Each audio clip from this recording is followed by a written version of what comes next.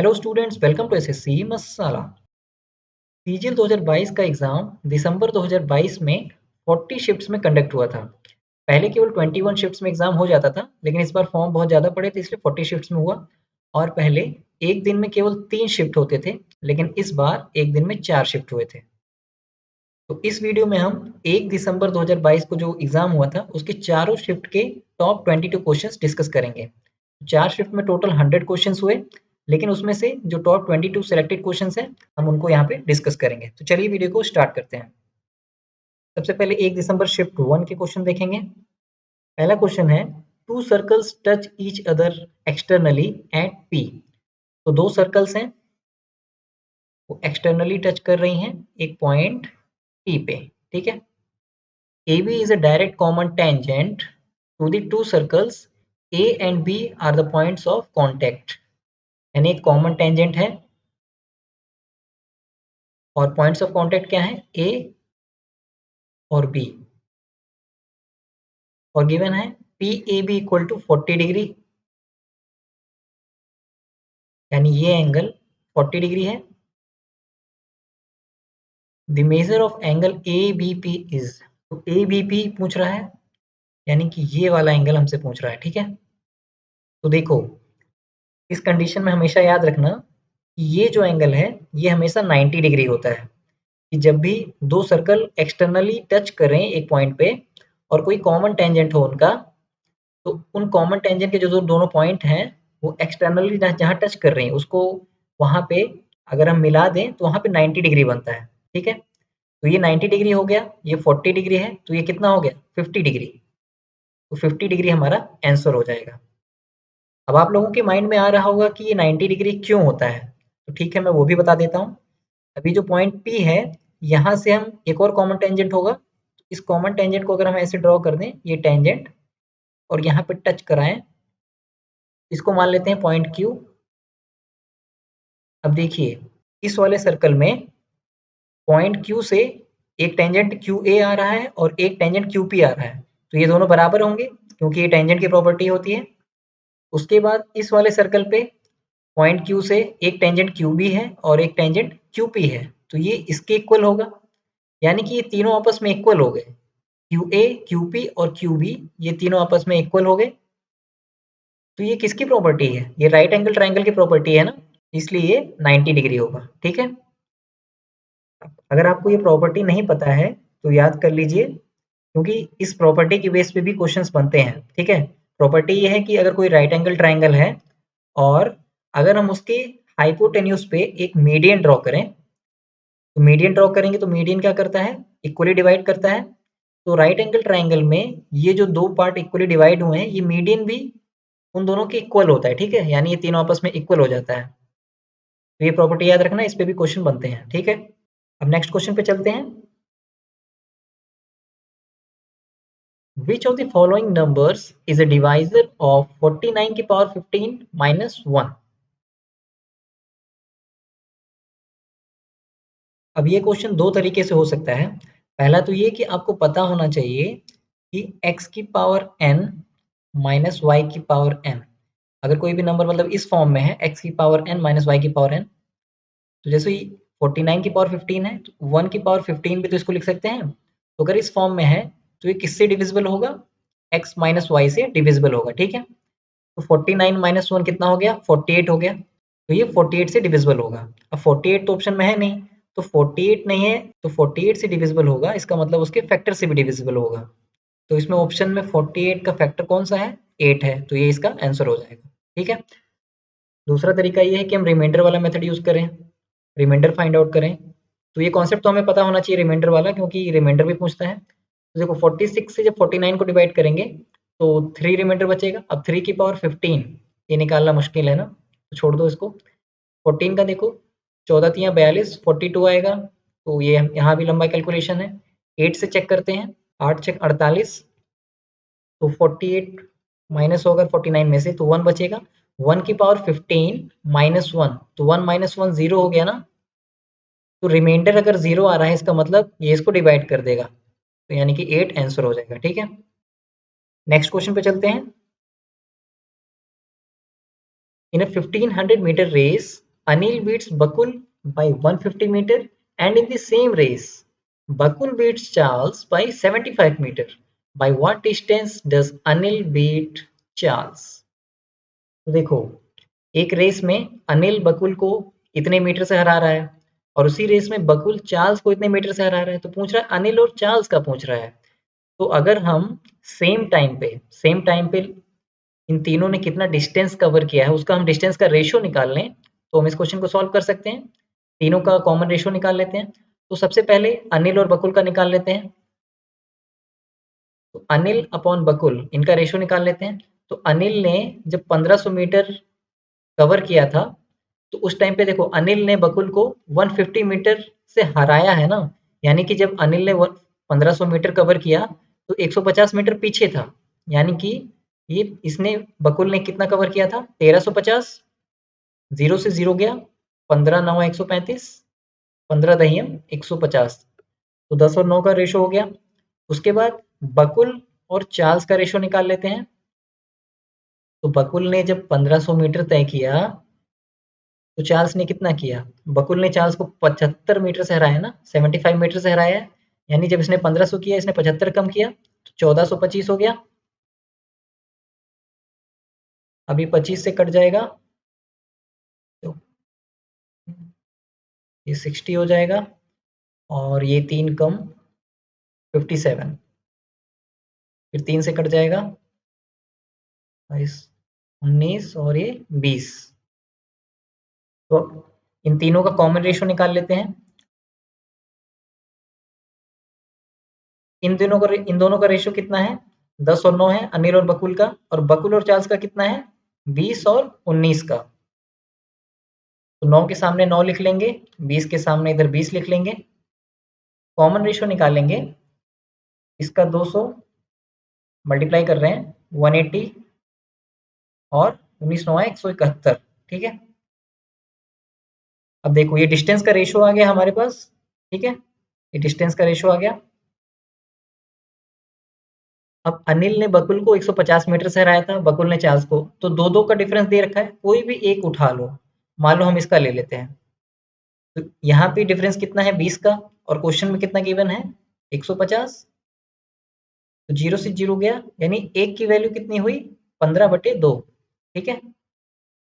हमें निकालना क्या है, अनिल ने चार्ल्स को कितने से हराया, तो 200 में से 171 जाएगा, 29 बचेगा। एक की वैल्यू कितनी है 15/2, तो इसको मल्टीप्लाई कर लो, 15 9 135, 15 दूनी 30, 43, 2 दूनी 4, 2 पच्चे 10, तो ये हमारा आंसर आ गया 217.5। नेक्स्ट क्वेश्चन पे चलते हैं। The batting average for 27 innings of a cricket player is 47 runs. His highest score in an innings exceeds his lowest score by 157 runs. If these two innings are excluded, the average score of the remaining 25 innings is 42 runs. Find his highest score in an innings. Question में given ये है कि 27 innings का average कितना था 47 run था, बाद में उसका हाईएस्ट स्कोर और लोवेस्ट स्कोर निकाल दिया गया, तो फिर बचे हुए 25 इनिंग्स का एवरेज कितना हो बच गया 42 रन्स, ठीक है। तो आप इसको ये भी मान सकते हैं कि 25 इनिंग्स का 42 रन एवरेज था, उसके बाद हमने हाईएस्ट और लोवेस्ट ऐड कर दिया तो 27 इनिंग्स का 47 हो गया, यानी कि 42 से 47 कितना इंक्रीज हुआ +5 का 5 एवरेज बढ़ गया। तो देखो इसका मतलब ये हुआ कि 25 इनिंग्स 42 रन्स थे, उसके बाद जब हाईएस्ट और लोवेस्ट को ऐड किया तो सबका 5-5 बढ़ गया, यानी कि एक्स्ट्रा कितना बढ़ा, तो 5 को हम 27 से मल्टीप्लाई कर देंगे तो कितना हो जाएगा 135 हो जाएगा। अब ये 135 तो एक्स्ट्रा ऐड हुआ ना, पहले सारे 42 थे, यानी जो दो ऐड किया तो 42 का डबल कर देंगे कितना हो जाएगा 84, तो इतना सम में इंक्रीज हो जाएगा। मतलब यही है कि 25 इनिंग्स का 42 एवरेज था। इसका मतलब यही होता है कि सारे इनिंग्स 42 थे। 25 इनिंग्स सारे 42 थे। 25 बार 42 है। उसके बाद जब दो इनिंग्स ऐड की तो सब 47 हो गए। यानी कि दो 42 तो थे ही। मतलब ये जो दो इनिंग्स ऐड हुई हैं ये 42 तो थे ही, यानी 84 तो थे ही इनका सम। साथ में उसने सबका 5-5 बढ़ा दिया, अपना भी और बाकी सबका भी 5-5 बढ़ा दिया। वही हमने 5 से 27 में मल्टीप्लाई किया जो कि 135 है। यानी सम में टोटल इतने का इंक्रीज हुआ। तो इनको ऐड कर लेते हैं। ये हो जाएगा 219। ठीक है। अभी जो हाईएस्ट और लोवेस्ट स्कोर दिया हुआ है ये कितना दिया है? हाईएस्ट लोवेस्ट से 157 ज्यादा है। यानी अगर लोवेस्ट को x माने तो हाईएस्ट x प्लस 157 हो जाएगा। ठीक है। x प्लस हाईएस्ट कितना हो जाएगा? x plus 157। ये इन दोनों का सम हो गया और हमने सम कितना निकाला है? 219। तो इसको यहाँ पे इक्वेट कर देते हैं। तो 2x इक्वल टू कितना हो जाएगा? 62। 2 से काट देंगे 31। x की वैल्यू 31 आ गई है। तो हमें हाईएस्ट स्कोर निकालना है ना। ये हमारा हाईएस्ट स्कोर है x प्लस 157। तो इसमें 157 ऐड कर दो, हमको हाईएस्ट स्कोर मिल जाएगा। ये हो जाएगा 188। ये हमारा आंसर हो जाएगा। ठीक है। अब कुछ लोग के माइंड में ये आ रहा होगा कि हमने ये क्यों माना कि पहले 25 थे, मतलब 25 इनिंग्स का 42 था, बाद में दोनों को ऐड किया तब 27 का 47 हुआ। क्वेश्चन में तो ये गिवन है कि पहले 27 था, 27 का 47 था, फिर बाद में दोनों को निकाला तब 25 का 42 हुआ। तो हम ऐसे भी कर सकते हैं, लेकिन जैसे प्लस करना ज़्यादा आसान होता है। ठीक है। अगर आप माइनस करके ही करना चाहते हैं तो आप वो भी कर सकते हैं, मैं वो भी बता देता हूँ। देखो 27 इनिंग्स का पहले 47 रन था। ठीक है। तो दोनों को जब निकाल दिया तो 25 इनिंग्स का 42 हो गया। ठीक है। यानी कि कितने की कमी हुई इन दोनों के निकलने से? -5 की कमी हुई ना। तो ये जो -5 की कमी हुई कितने इनिंग्स पे हुई? ये 25 इनिंग्स पे कमी कम हुई। तो 25 को हम 5 से मल्टीप्लाई कर देंगे। 25 पचे 125, यानी 125 की कमी हुई। तो एक तो ये कम हो गया, ऊपर से ये जो दोनों माइनस हुए वो पहले 47 और 47 तो थे ही। यानी कि ये जो दोनों हाईएस्ट और लोवेस्ट इनिंग का सम था, 27 का 47 एवरेज होने का मतलब यही है कि 27 बार 47 है। तो दो को निकाला तो कम से कम 47 का डबल तो थे ही। यानी कि 47 का डबल कितना हो गया? 94। तो 94 तो कम हुआ ही, साथ में -125 और कम हुआ, मतलब 125 और कम हुआ, तो इतना कम हुआ। यानी कि इनका जो सम था ये इतना था। तो इसको भी आप करोगे तो ये 219 ही आएगा। ठीक है। यानी कि इन दोनों का सम 219 है। तो यहाँ से भी 219 आया, और जो हमने इस मेथड से किया था यहाँ पे भी 219 आया, और बाकी ये मेथड तो सेम होगा। ठीक है। अब नेक्स्ट क्वेश्चन पे चलते हैं। अब 1 दिसंबर शिफ्ट 2 के क्वेश्चन देखेंगे। तो इसमें क्वेश्चन है x is a negative number such that k plus k की power -1 equal to -2, then what is the value of this. तो देखो k की पावर -1 का मतलब है कि ये 1 अपॉन k है। ठीक है। तो आपको पता होना चाहिए कि अगर x प्लस 1 अपॉन x की वैल्यू अगर -2 है तो इसका मतलब है कि x की वैल्यू कितनी है? -1 है। ठीक है। और एक चीज और भी याद रखना कि x प्लस 1 अपॉन एक्स की वैल्यू अगर 2 है तो यहाँ पे x की वैल्यू कितनी होती है? 1 होती है। ये याद रखना। अगर नहीं याद रखोगे तो सॉल्व करना पड़ेगा। सॉल्व करने के बाद में मतलब क्वाड्रेटिक इक्वेशन तब भी आंसर आएगा, लेकिन थोड़ा सा टाइम लग जाएगा। देखो यहाँ पे x की वैल्यू -1 होती है ना, तो वैसे ही यहाँ पे k प्लस 1 अपॉन k की वैल्यू कितनी है? -2 है। यानी k की वैल्यू कितनी है? -1 है। तो -1 को यहाँ पे पुट कर दो, कितना हो जाएगा? 1 -4 -2 अपॉन 1 -1 -5, यानी कि -5 अपॉन -5। तो ये 1 आ जाएगा। ठीक है। 1 हमारा आंसर हो जाएगा। नेक्स्ट क्वेश्चन पे चलते हैं। A shopkeeper makes a net profit of 44% on selling an article at successive discounts of 10% and 20%. Find the net profit percentage if the shopkeeper sells the same article at a discount of 15%. तो देखो पहले जो दुकानदार है वो 10% और 20% का discount दे रहा था, तो एक 44% का प्रॉफिट हो रहा था। पूछ रहा है कि अगर 15% का ही डिस्काउंट दे तो कितना प्रॉफिट होगा। तो देखो डिस्काउंट देते किस पे हैं, मार्क प्राइस पे देते हैं। तो ये जो 10% और 20% का डिस्काउंट दे रहा है, इसका कंबाइंड निकाल लेते हैं तो कितना हो जाएगा। सक्सेसिव का फॉर्मूला लगाओ, a plus B minus a b by 100। देखो सक्सेसिव का फॉर्मूला वैसे क्या होता है, a plus b plus a b by 100 होता है ना, लेकिन यहाँ पे क्या होता है कि डिस्काउंट नेगेटिव चीज है, ठीक है, ये नेगेटिव वैल्यू है। तो जब इसको हम अप्लाई करेंगे, मान लो 10 और 20 का निकाल लें, तो ये ऐसे लगेगा a plus b plus a b by 100 पे कि -10 -20 और -10 इंटू -20 कितना हो जाएगा, माइनस माइनस प्लस हो जाएगा ना। तो ये प्लस 200 अपॉन 100 ये कट गया, तो -10 -20 ये -30 हो प्लस 2 यानी -28। ठीक है, तो यानी कि -28 का मतलब 28% डिस्काउंट। तो ये माइनस का झमेला ना रहे, इसलिए जब डिस्काउंट होता है तो डिस्काउंट में हम क्या लगाते हैं, a plus B minus a b by 100। ठीक है, तो डिस्काउंट में हम ये फॉर्मूला यूज करते हैं, तो सिंपली यूज हो जाता है। तो आगे से यही फॉर्मूला हम यूज करेंगे कि 10 प्लस 20 30 माइनस 200 बाई 100 यानी -2 के 28% का डिस्काउंट हो गया। तो मार्क प्राइस पे हम 28% का डिस्काउंट देंगे तो ये हो जाएगा 72/100। ठीक है, और उसके बाद इससे प्रॉफिट कितना हो रहा है, 44% का। प्रॉफिट किस पे होता है, सीपी पे होता है। सीपी पे 44% का प्रॉफिट हुआ यानी 144/100। 100 से 100 कट गया, ये 72 का डबल है, ये 2 हो गया। इसका मतलब जो मार्क प्राइस है वो सीपी का डबल है। ठीक है, सीपी का डबल है, तो सीपी को अगर हम 100 मान लें तो मार्क प्राइस कितना हो जाएगा, 200 हो जाएगा। उसके बाद क्या बोल रहा है कि अगर हम 15% का डिस्काउंट देंगे तो कितना प्रॉफिट होगा। तो इस पे अगर हम 15% का डिस्काउंट देंगे तो 30 का डिस्काउंट होगा, यानी ये सेलिंग प्राइस 170 हो जाएगा, तो 70% का प्रॉफिट हो जाएगा। ठीक है, तो 70% हमारा आंसर हो जाएगा। नेक्स्ट क्वेश्चन पे चलते हैं।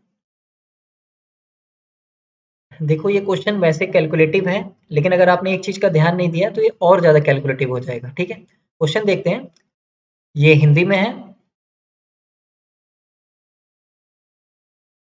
Find the percentage of total revenue which comes from cooler from shop E considering all given items are sold from shop E. यानी शॉप ई के सारे आइटम बेच दिए जा रहे हैं। From all the given shops only given 3 items are being sold. सारे shop में, सारी दुकानों में सिर्फ यही 3 सामान बिकते हैं। ठीक है, ये कंसिडर करना है। अब देखो शॉप ई जो है, इसमें कूलर का सेलिंग प्राइस कितना है, 8000 है। इन तीनों का रेशो दिया है, और ध्यान देखो ये रखना है कि यहाँ पे कूलर, एसी और फैन दिया है, और यहाँ पे एसी, कूलर और फैन दिया है, यानी थोड़ा सा उल्टा कर दिया है। आप गलती से कूलर का 5 में 8000 से मल्टीप्लाई कर देंगे तो क्वेश्चन वैसे ही गलत हो जाएगा। ठीक है, तो आपको ध्यान ये रखना है कि यहाँ पे परसेंटेज पूछा है, वो भी सेम रेशो वाली एक ही शॉप का पूछा है। ठीक है, कूलर का उसी शॉप की रेवेन्यू से, टोटल रेवेन्यू से पूछा हुआ है, यानी कि आपको ये जो रियल वैल्यू है, टोटल नंबर ऑफ आइटम्स, इसकी जरूरत नहीं पड़ेगी। अगर कूलर फ्रॉम शॉप ई का किसी और शॉप से पूछता, किसी और शॉप के आइटम से या टोटल आइटम से, तब आपको रियल वैल्यू की जरूरत पड़ती। ठीक है, अब इस चीज को थोड़ा प्रैक्टिकली समझा देता हूँ कि अगर आप नॉर्मली वैसे सॉल्व करेंगे तो क्या होगा कि कूलर का रेवेन्यू मतलब कि एक कूलर की वैल्यू 8000 है, और कितने कूलर है उससे मल्टीप्लाई करना पड़ेगा। तो रेशो गिवन है और total number of items given है, तो आप पहले टोटल नंबर ऑफ कूलर निकालेंगे, फिर उसको 8000 से गुणा करेंगे। तो आप क्या करेंगे, 4000 इंटू कूलर का रेशो कितना है, 1 है, 1 upon total ratio 5 4 9 1 10, 1 upon 10 into 8000 ये करेंगे, फिर अपॉन, फिर क्या करेंगे, सबका निकालेंगे। तो सबका निकालेंगे तो पहले तो इसको तो लिखेंगे साथ में। एसी का कितना है, 4000 इंटू 5/10 इंटू ये 26500, ऐसे ही करके दूसरे का भी निकालेंगे, 4000 इंटू 4/10। तो देखो ये जो 4000 है और ये 1/10 है, ये 1/10 सब में आएगा ना, इधर 4/10 आएगा, तो ये चीज कॉमन है। तो यहाँ पे नीचे 4000 तो 1/10 कॉमन आके ऊपर से नीचे कट जाएगा, तो इसकी जरूरत नहीं है। ठीक है, तो यही मैं बताना चाह रहा था। बाकी कैलकुलेशन तो आसान है। ठीक है, आप ऊपर क्या हो जाएगा, तो आप सिंपली रेशो को रियल वैल्यू मान के बस इसी पे कैलकुलेट कर लो। कैसे करोगे, 8000 इंटू 1, 8000 हो गया ऊपर, अपॉन उसके बाद आप 8000 इंटू 1 प्लस इसको मल्टीप्लाई करोगे 5 से, प्लस इसको मल्टीप्लाई करोगे 4 से, तो आपके पास नीचे वैल्यू आएगी 1893000। ठीक है, इतनी आई। तो परसेंटेज निकालना है, इंटू 100 कर देंगे, ये 2 जीरो कट जाएगा। ठीक है, अब देखो यहाँ पे 18 कंसिडर करो, यहाँ पे 80 कंसिडर करो, तो 18 बचे 85। ठीक है, 5 ज्यादा है तो ये ज्यादा आ रहा है, यानी कि 5 बार नहीं जाएगा, 4 बार जाएगा। ठीक है, तो ये 4 बार जाएगा। और देखो ऑप्शन में 4 सिर्फ एक ही ऑप्शन में है, बाकी में 3, 1, 10 ऐसे 8 है, तो यही हमारा आंसर हो जाएगा। ठीक है, आगे पूरा कैलकुलेट करने की जरूरत नहीं है। नेक्स्ट क्वेश्चन पे चलते हैं। नेक्स्ट क्वेश्चन है sine A sine alpha minus sine beta. ठीक है, तो ये सिंपली फॉर्मूला आपसे पूछा हुआ है, तो फॉर्मूला आपको पता होगा तो आप आंसर कर पाएंगे। तो यहाँ पे इसका आंसर हो जाएगा ये पहला वाला ऑप्शन। तो इसका मतलब है कि इस फॉर्मूले आपको ट्रिग्नोमेट्री के याद करने पड़ेंगे। Sign A plus sine B, cos A plus cos B, ten A plus ten B, ये सब फॉर्मूले आपको याद करने पड़ेंगे। ठीक है, अब 1 दिसंबर शिफ्ट 3 के क्वेश्चन देखते हैं। If a plus b equal to 11 and ab equal to 35, then what is the value of a की पावर 4 plus b की पावर 4? तो देखो a की पावर 4 plus b की पावर 4 के लिए आपको a square plus B square चाहिए होगा। ठीक है, तो हम यहाँ से निकाल लेंगे a square plus B square. अगर हम इसका होल स्क्वायर कर दें तो क्या हो जाएगा, 121 हो जाएगा। लेकिन a square plus B square plus 2ab, तो प्लस 2ab इसमें एक्स्ट्रा है ना, तो अगर हम माइनस 2ab इसमें से कर दें 121 में से, तो हमें a square plus B square मिल जाएगा। तो 2ab कितना होता है, 35ab है, तो इसका डबल करो 70, तो माइनस 70 कर दो यहाँ से, ये 51 बचेगा। यानी a square plus B square equal to 51 हो गया। तो a की पावर 4 प्लस b की पावर 4 क्या होगा, इसका होल स्क्वायर कर दो, तो 51 का स्क्वायर कितना हो जाएगा, एक एकम एक, पाँच एकम पाँच, दूनी 10, पचो 25, 26, 2601 हो गया। अब यहाँ पे 2a square B square extra आया ना, यानी 2ab का होल स्क्वायर ये एक्स्ट्रा आया, तो ab का हम पहले इसका स्क्वायर करेंगे, तो 35 का स्क्वायर कितना होता है, 1225 होता है। ठीक है, तो लेकिन 2 से मल्टीप्लाई भी करेंगे तो ये कितना हो जाएगा, 2450, 2450, इसको इसमें से हम माइनस कर देंगे तो कितना बचेगा, 151। तो यही हमारा आंसर हो जाएगा। ठीक है, तो 151 हमारा पहला ऑप्शन आंसर हो जाएगा। नेक्स्ट क्वेश्चन पे चलते हैं। Two numbers are in the ratio 6:5. If their HCF is 3, then what is the LCM of the two numbers? देखो HCF क्या होता है, हाईएस्ट कॉमन फैक्टर होता है ना, तो अगर हम नंबर्स के रेशियो में HCF का मल्टीप्लिकेशन कर दें तो हमें नंबर मिल जाएंगे, यानी 6 तिया 18, 5 तिया 15, ये दोनों नंबर हैं। अब इनका एलसीएम निकाल लो, इनका एलसीएम क्या होगा, 18 पचे 90, 90 इसका आंसर हो जाएगा। ठीक है, अच्छा हाँ देखो, कुछ लोग क्या करते हैं, रेशो का मल्टीप्लिकेशन कर देते हैं और उसका उसका मल्टीपल चेक करते हैं ऑप्शन में। ठीक है, तो क्या करेंगे, 6 पचे 30 कर देंगे और उसका मल्टीपल देखेंगे 90 है तो ये आंसर हो गया। लेकिन ऐसा जरूरी नहीं है। ठीक है, ऐसे आप गलत भी कर सकते हो, ऑप्शन में 60 भी तो दे सकता था, ऑप्शन में 60 देता तब क्या करते हैं, ऐसा आपको क्वेश्चन नंबर 20 में मिल जाएगा। ठीक है, अभी वहां पे दिखाता हूँ मैं। नेक्स्ट क्वेश्चन देखते हैं। A container contains 25 liter of milk. From this container, 5 liter of milk is taken out and replaced by water. This process is further repeated 2 times. How much milk is there in the container now?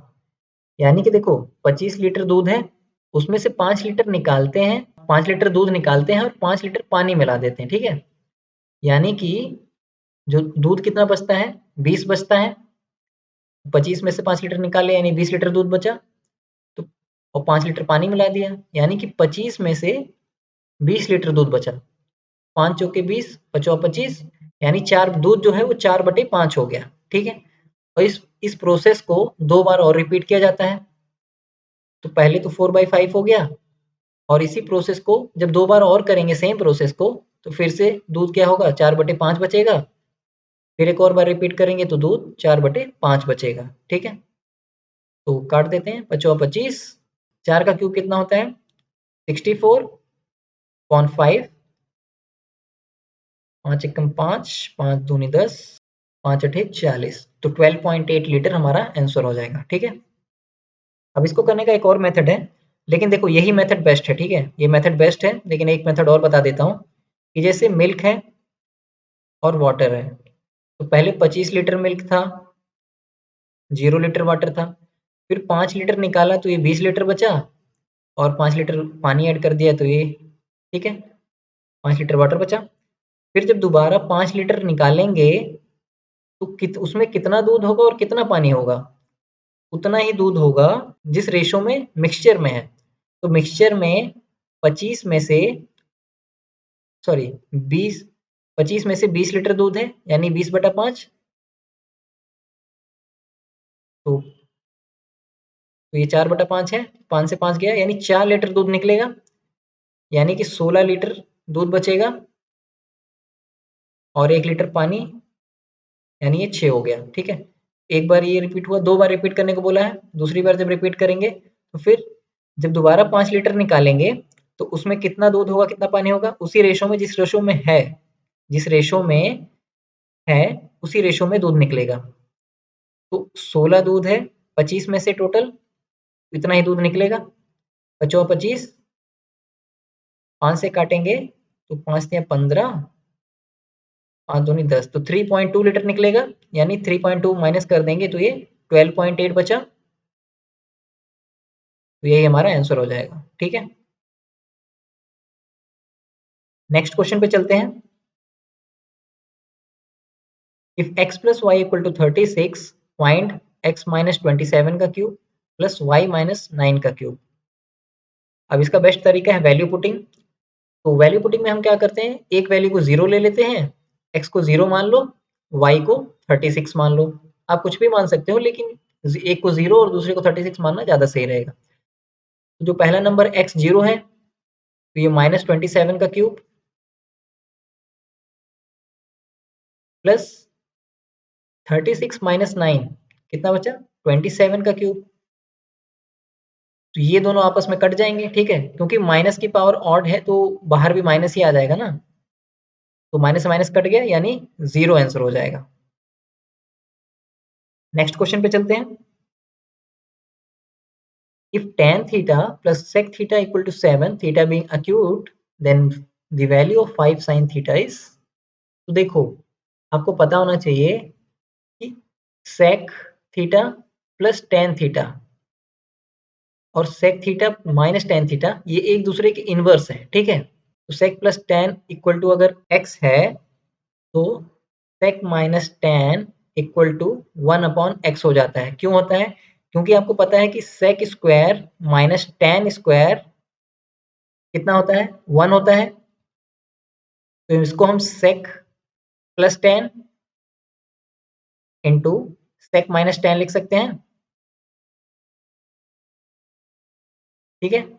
Equal to 1 है। अब अगर हम इसको इधर ले जाएंगे, इसको इस तरफ लाएंगे तो sec plus tan equal to 1/sec minus tan हो गया, यानी ये इसका इनवर्स हो गया। और अगर इसको इस तरफ लाएंगे तो sec minus tan equal to sec 1/sec plus tan हो जाएगा, यानी कि ये दोनों एक दूसरे के इनवर्स हैं। ठीक है? तो सेम चीज हम यहाँ अप्लाई करेंगे। तो अगर sec प्लस tan 7 है तो sec minus tan equal to 1/7 हो जाएगा, यानी कि अगर हम दोनों को ऐड कर दें तो tan से tan कट जाएगा, तो 2 sec इक्वल टू 7 प्लस 1/7, 7 7 49, 50/7 हो जाएगा। 2 से ये कट जाएगा 25। अब आपको ट्रिपलेट याद होगा ना, 7 24 25। अगर नहीं याद है तो आपको कुछ बेसिक ट्रिपलेट्स याद होने चाहिए। तो ये हाइपोटेन्यूज हो गया।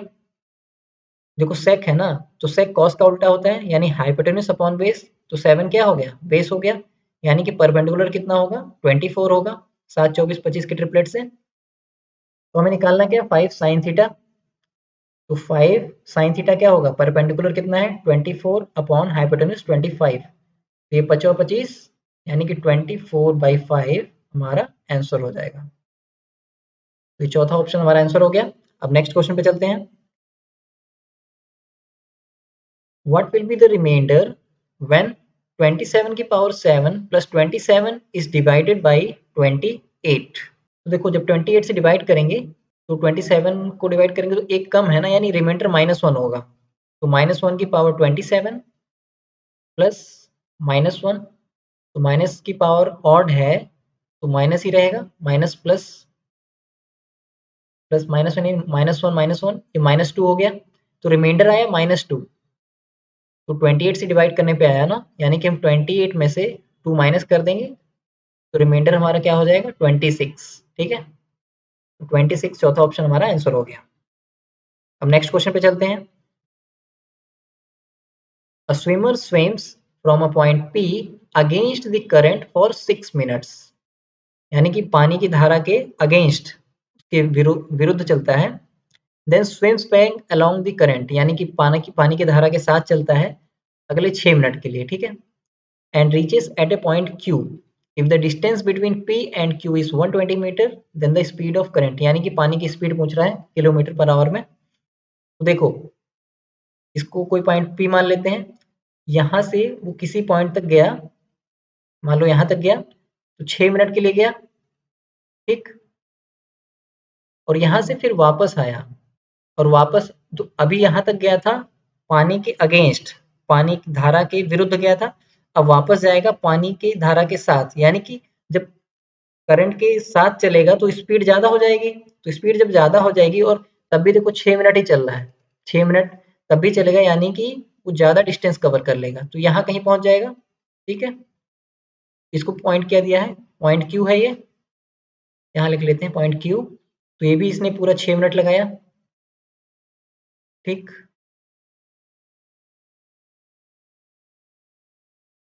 अब इसको दिया है 120 मीटर, पी और क्यू के बीच में 120 मीटर का गैप है। तो ये जो गैप है इसको हम x मान लेते हैं, इतना x डिस्टेंस मान लेते हैं।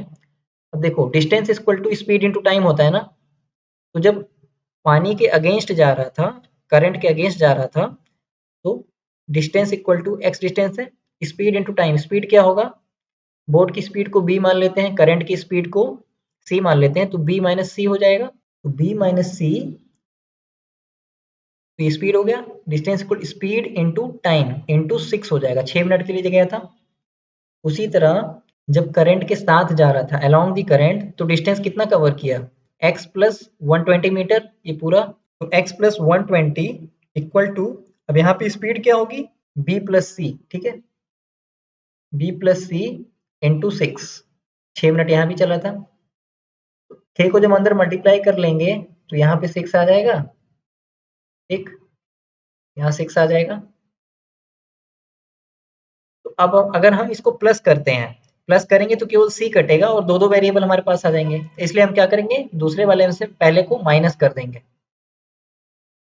तो माइनस करेंगे तो x से x कट जाएगा, 6b से 6b कट जाएगा, यहाँ पे बचेगा 120 इक्वल टू 6 6 12 सी, तो 12 दहियम। अब देखो करंट की स्पीड पूछा था, करंट की स्पीड आ भी गई, लेकिन 10 तो ऑप्शन में है ही नहीं। ऐसा इसलिए क्योंकि किलोमीटर पर आवर में पूछा है। ठीक है, तो ये ध्यान रखना कि यहाँ पे मीटर पर मिनट में आया है। ठीक है, ये आया मीटर पर मिनट में और क्वेश्चन पूछा है किलोमीटर पर आवर में। तो मीटर को किलोमीटर में कन्वर्ट करने के लिए 1000 से डिवाइड करेंगे और मिनट को आवर में कन्वर्ट करने के लिए 60 से नीचे जब डिवाइड करेंगे, इसका मतलब ऊपर 60 से मल्टीप्लाई हो जाएगा। तो 2 जीरो से 2 जीरो कट गया और एक नीचे 10 है, यानी 0.6 किलोमीटर पर आवर आंसर हो जाएगा, चौथा ऑप्शन। नेक्स्ट क्वेश्चन पे चलते हैं। अब 1 दिसंबर शिफ्ट 4 के क्वेश्चन देखेंगे। Two equal circles of radius 8 centimeter intersect each other in such a way that each passes through the center of the other.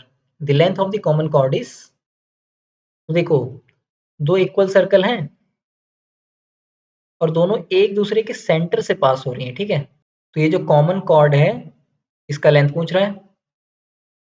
तो देखो, अगर हम दोनों के सेंटर ज्वाइन कर दें तो ये भी 8 होगा, ये भी 8 होगा, ये रेडियस है। और इस सेंटर से ये भी तो रेडियस है, यानी कि ये 4 सेंटीमीटर होगा, ये भी 4 सेंटीमीटर होगा।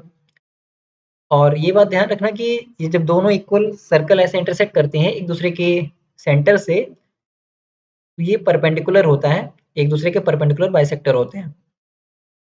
तो अब ये 4 है, ये 8 है, ये राइट एंगल ट्रायंगल है। तो 4 एकम 4, 4 दूनी 8, तो 1, 2, तो हाइपोटेनस तो 2 है ना, यानी 2 का स्क्वायर 4 माइनस 1 3 हुआ, यानी ये √3 होगा। तो √3 तो रेशो का हुआ ना, हमने 4 से काटा था, यानी 4 से मल्टीप्लाई करेंगे 4√3। अब 4√3 ये है, तो ये भी 4√3 होगा, यानी कि टोटल कितना हो जाएगा 8√3। तो 8√3 हमारा आंसर हो जाएगा, पहला ऑप्शन। नेक्स्ट क्वेश्चन पे चलते हैं। If the 5-digit number 750 PQ is divisible by 3, 7 and 11, then what is the value of P plus 2Q? तो देखो, ये नंबर 3, 7 और 11 से डिविजिबल है। तो 3, 7, 11 से डिविजिबल है, इसका मतलब इनका एलसीएम निकाल लो। तो 11 सत्ते 77, 3 सत्ते 21, 3 सत्ते 21, 231। तो 231 एलसीएम आ जाएगा इनका। तो हम क्या करेंगे, हम जो P और Q है यहाँ पे हम 99 रख लेंगे। नंबर को हम मान लेंगे कि ये नंबर क्या है 75099। इसको हम 231 से डिवाइड करेंगे। 231 से हम डिवाइड करेंगे, हमारे पास यहाँ पे रिमाइंडर बचेगा 24। ठीक है, जब आप डिवाइड करोगे तो रिमाइंडर 24 आएगा। ठीक है, रिमाइंडर। तो देखो, जब हमने इस नंबर को इससे डिवाइड किया तो रिमाइंडर 24 आया, यानी कि अगर ये नंबर 24 कम होता तो डिविजिबल हो जाता ना, पूरा डिवाइड हो जाता। इसका मतलब हम इस नंबर में से 24 माइनस कर देते हैं, तो पूरा नंबर लिखने की जरूरत नहीं है। 99 में से 24 माइनस कर दो, कितना बचेगा 75। यानी अगर यहाँ पे P की वैल्यू 7 और Q की वैल्यू 5 होती तो डिविजिबल होता, यानी P की वैल्यू और Q की वैल्यू हमें मिल गई। ठीक है, तो P की वैल्यू 7 है और पूछा क्या है P, तो P यानी 7 और 2Q यानी कि 5 दूनी 10 प्लस 10 इक्वल टू 17 हो गया। 17 हमारा आंसर है, पहला ऑप्शन। नेक्स्ट क्वेश्चन पे चलते हैं। Raju, Ravi and Ashok contested an election. 5% votes polled were invalid. Raju got 30% of the total votes. Total vote की 30% Raju को मिला. Ravi got 32% of the total votes. The winner got कितना vote more votes than the person who received the least number of votes. जो winner है, तो जिसको सबसे कम vote मिले उसको इतना वोट ज्यादा मिला। Find the total number of votes polled. तो मान लेते हैं कि टोटल वोट्स 100 थे। अब देखो 5% वोट जो हैं वो इनवैलिड हो गए। इनवैलिड 5%, 5 वोट इनवैलिड हो गए। Raju got 30% of the total vote. तो 100 का 30% यानी टोटल वोट का ना, यानी 100 का 30% 30 हो गया, यानी राजू को 30 वोट मिले। उसके बाद क्या है, Ravi got 32% of the total votes, यानी इसको भी 32% टोटल वोट का मिला, यानी 100 का 32% मिला। तो रवि को कितना वोट मिला 32 मिला। तो देखो राजू रवि का हो गया और इतना इनवैलिड है, तो जो बचा हुआ वोट है वो किसका होगा, वो अशोक का होगा। तो 30 30 60 65 67, यानी इसको 33 वोट मिले। ठीक है, तो सबसे ज्यादा किसको मिले, अशोक को ही मिले, और सबसे कम किसको मिले, राजू को मिले। 33 में 30 घटा देंगे तो 3 वोट आया। इसकी वैल्यू क्वेश्चन में कितने दी है 5136। 3 से इसको काट देंगे, 3 एकम 3, 3 सत्ते 21, 3 एकम 3, 3 दूनी 6। तो एक की वैल्यू इतनी हो गई, तो 100 की वैल्यू कितनी होगी, 100 की वैल्यू 100 से मल्टीप्लाई कर देंगे, 2 जीरो लग जाएगा, ये हमारा आंसर हो जाएगा। टोटल वोट्स ही पूछा था ना, total number of votes polled, तो पहला ऑप्शन हमारा आंसर हो जाएगा। नेक्स्ट क्वेश्चन पे चलते हैं। If a square plus B square plus C square minus 1024 upon AB minus BC minus CA equal to -2 and A plus B equal to 5C where C is greater than 0 then the value of C is dash। देखो इस term को जब हम इधर ले जाएंगे तो ये हो जाएगा -2AB plus 2BC plus 2CA और इधर मल्टीप्लाई करने के बाद जब हम इस तरफ लाएंगे तो ये बन जाएगा a square plus B square plus C square plus 2AB minus 2BC minus 2CA equal to 1024 इस तरफ आएगा प्लस में हो जाएगा 1024। ठीक है, अब देखो ये a प्लस बी प्लस सी का होल स्क्वायर जैसा लग रहा है, केवल नेगेटिव का चक्कर है। ठीक है, तो देखो जहां पर ए बी है वहां पर प्लस 2AB है, इसका मतलब जो c है वो नेगेटिव है, इसका मतलब a plus B minus C का होल स्क्वायर बन जाएगा ये equal to 1024। a plus B की वैल्यू दी है 5c तो 5c माइनस सी यानी 4c का होल स्क्वायर, तो ये 16c स्क्वायर इक्वल टू 1024 हो जाएगा। 16 से काट देंगे, 16 छक 96, 16 चौक 64, तो c स्क्वायर 64 है तो c की वैल्यू कितनी हो जाएगी 8 हो जाएगी, तो ये हमारा आंसर हो जाएगा पहला ऑप्शन। नेक्स्ट क्वेश्चन पे चलते हैं। The ratio of the two numbers is 5:4 and their HCF is 4. What is their LCM? देखो क्वेश्चन नंबर 10 में मैंने बोला था ना कि इनका आप मल्टीप्लाई करके उसका रेशो नहीं चेक कर सकते हैं। अब जैसे 5 चौक के 20 हो गया तो 20 का मल्टीपल ये भी है और ये भी है, तो इस तरीके से नहीं करना है। ठीक है, हमें पहले नंबर निकाल लेना है। HCF से अगर हम रेशो को मल्टीप्लाई करते हैं तो हमें रियल नंबर मिल जाता है, तो 5 चौक के 20 और 4 चौक 16, तो 20 और 16 का एलसीएम क्या होगा 80 होगा। ठीक है, तो यही हमारा आंसर हो जाएगा। अगला क्वेश्चन देखते हैं। If tan square theta equal to 1 minus a square, then the value of sec theta plus tan cube theta cosec theta is।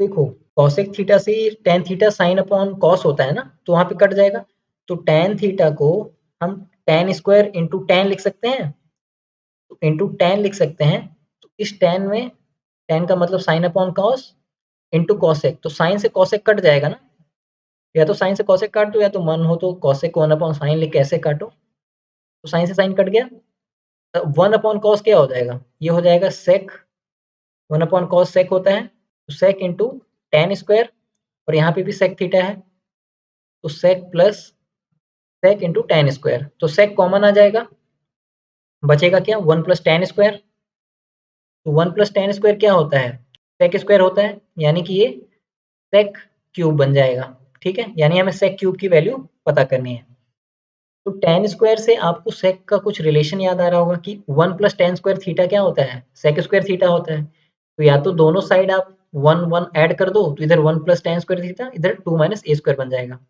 या फिर अगर याद आ रहा हो तो अगर डायरेक्टली ऐसे याद हो कि tan square theta equal to sec square theta minus 1 होता है, तो फिर तो भी सेम बात होगी, माइनस 1 इधर जाके 2 माइनस a स्क्वायर बन जाएगा। Overall sec square equal to 2 minus a square बन जाएगा, तो sec की वैल्यू क्या हो जाएगी 2 माइनस a स्क्वायर की पावर 1/2। अब जब यहाँ पे हम क्यूब लगाएंगे तो यहाँ भी 3 आ जाएगा, तो यही हमारा आंसर हो जाएगा, तीसरा ऑप्शन हमारा आंसर हो जाएगा। ठीक है, नेक्स्ट क्वेश्चन देखते हैं। 2/3 of a certain distance was covered at the speed of 45 km per hour, 1/4 at the speed of 60 km per hour, and the rest at the speed of 75 km per hour. Find the average speed per hour for the whole journey. देखो 2/3 जो distance है वो कुछ speed से किया और 1/4 कुछ speed से किया, तो 2/3 का मतलब 2/3 और 1/4 का 1/4, तो हम कुछ ऐसा डिस्टेंस अज्यूम करेंगे कि वो 3 और 4 दोनों से कट जाए। ठीक है, तो 12 मान लेते हैं, मान लिया डिस्टेंस 12 है। अब डिस्टेंस कुछ दिया नहीं तो हम कुछ भी डिस्टेंस माने और उसकी एवरेज स्पीड निकाल लें, जो स्पीड दिया है उसी हिसाब से, तो टोटल डिस्टेंस हमने मान लिया 12। ठीक है, अब एवरेज स्पीड क्या होता है total distance upon total time, तो टोटल डिस्टेंस हमने 12 मान लिया, अपॉन कर देते हैं। अब 2/3 डिस्टेंस 8 हो गया और 8 ये कितने स्पीड से चल रहा है 45 किलोमीटर पर आवर, तो अपॉन 45 कर देंगे, क्योंकि time equal to distance upon speed होता है ना, तो 8 डिस्टेंस चल रहा है 45 की स्पीड से, plus 1/4 at the speed of 60, तो 1/4 डिस्टेंस कितना हो जाएगा? 3 हो जाएगा। और कितने की स्पीड से चल रहा है इतना? 60 की स्पीड से। बचा कितना? एक डिस्टेंस बचा ना, 8 3 11, एक बचा। ये कितने की स्पीड से चल रहा है? 75 की स्पीड से, तो अपॉन 75। अब यहाँ पे देखो हम 15 कॉमन ले लेंगे, 1/15, नीचे 15 कॉमन आ जाएगा, तो ये कितना बचेगा? 15 तियाँ 45, 15 चौके 60, 15 पचे 75, ठीक है। तो ये 15 ऊपर चला जाके मल्टीप्लाई हो जाएगा, ठीक है। अब देखो 3, 4 और 5 का हम एलसीएम ले लेंगे, तो एलसीएम क्या आ जाएगा? 5 चौके 20 तियाँ 60, 60 एलसीएम आ जाएगा। अब देखो 5 चौके 20, तो 20 अठे, सबको हमें ऐड करना ना 160। उसके बाद 4 वाला देखेंगे, 5 तियाँ 15, 15 तियाँ 45, 45, फिर 5 वाला देंगे, 4 तियाँ 12, एकम 12। इन सबको हम ऐड कर देंगे तो कितना आ जाएगा? 7, 1, 2, तो 217 आ गया। 217/60, तो ये 60 जो है ये ऊपर चला जाएगा, 60 ऊपर चला जाएगा और नीचे 217 डिवाइड हो रहा है, ठीक है। तो ऊपर हम मल्टीप्लाई कर लेते हैं, 15 छक्का 90 और 12 9 108, यानी ये कितना बन जाएगा? 108 00 अपॉन 217। अब देखो ऑप्शन में देखोगे तो या तो 5 है या तो 4 है। देखो 5 से हम पहले चेक करेंगे, तो 217 को अगर हम 5 से करेंगे मल्टीप्लाई, तो 17 पचे 85, 2 पचे 10, 1085 आया। देखो 1085 काफी क्लोज है, 1080 है ना। अगर ये 5 और ज़्यादा होता है तो 50 बन जाता। यानी कि जो आंसर होगा वो 50 के थोड़ा-सा कम होगा, एकदम हल्का-सा, 49 भी नहीं होगा, 49 से ज़्यादा ही होगा, 50 से एकदम हल्का कम। यानी कि हम यही ऑप्शन, चौथा ऑप्शन यहाँ से डायरेक्ट मार सकते हैं, ठीक है।